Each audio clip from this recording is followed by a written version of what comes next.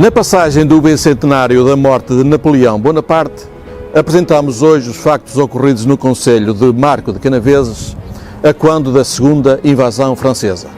Temos aqui o cenário onde houve luta entre a população que aqui vivia e as tropas francesas, uns invasores que pretendiam tomar posse daquilo que encontravam pela frente, que, ao que sabemos, como aconteceu em outros locais, se resumia à destruição total dos bens encontrados, normalmente reduzidos a cinzas pelos franceses. Mas vamos apresentar mais. Vamos apresentar as fontes que encontramos em Marco de Canaveses e nos relatam o acontecido em 1809. Por agora, falamos destas terras, sobre Tâmega de um lado, São Nicolau do outro lado do rio Tâmega, que formavam a vila de Canaveses, unidas então por uma ponte com origem remota, ligada ao tempo dos romanos. Depois a Dona Mafalda, a mulher de Dom Afonso Henriques, que terá ordenado a reconstrução dessa ponte, entretanto substituída por outra em 1944, inaugurada a 12 de julho desse ano, que agora já não existe, pois as águas subiram de nível, e uma ponte moderna que está presente nesta albufeira, muito utilizada para a área de lazer e para esportes náuticos.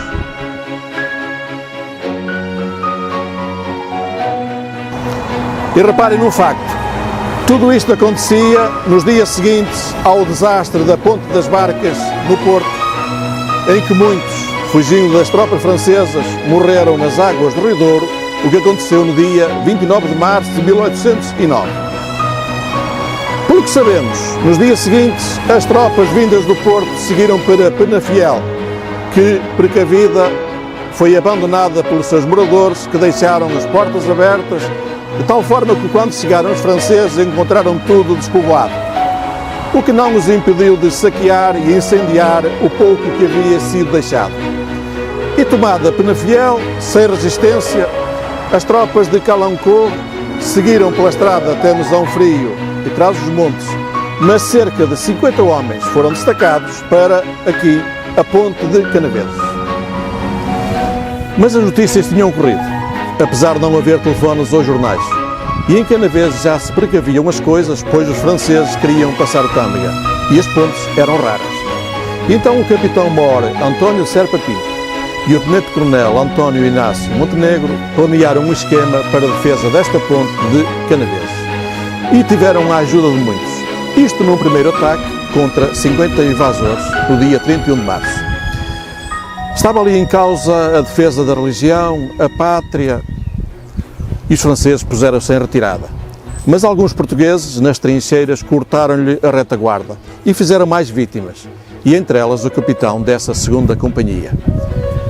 Os que ajudaram foram muitos, dir-se-á que foram todos, certos que os franceses voltariam a atacar, certamente.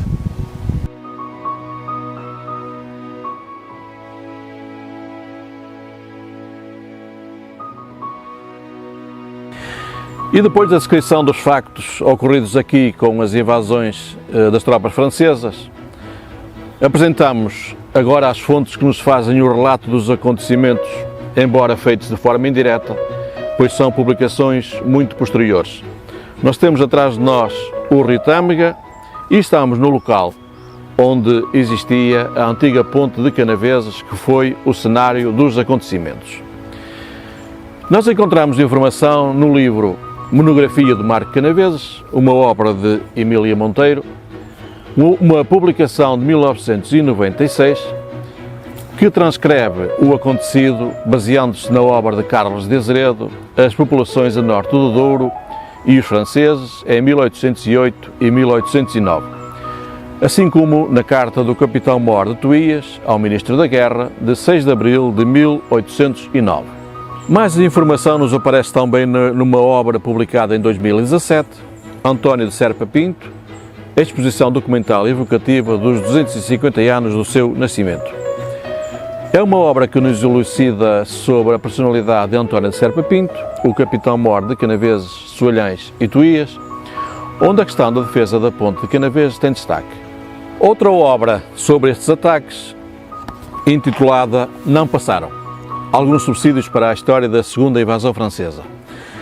É um trabalho realizado no âmbito da disciplina Problemática da História de Portugal, da autoria de Eva da Conceição Pinto Nogueira, de 1996.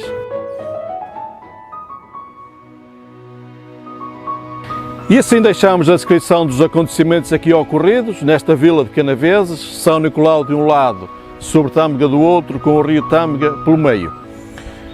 E deixamos também a descrição das fontes que nos permitem conhecer esses acontecimentos de 1809, que falam sobre essas invasões francesas, num local onde efetivamente eles não passaram.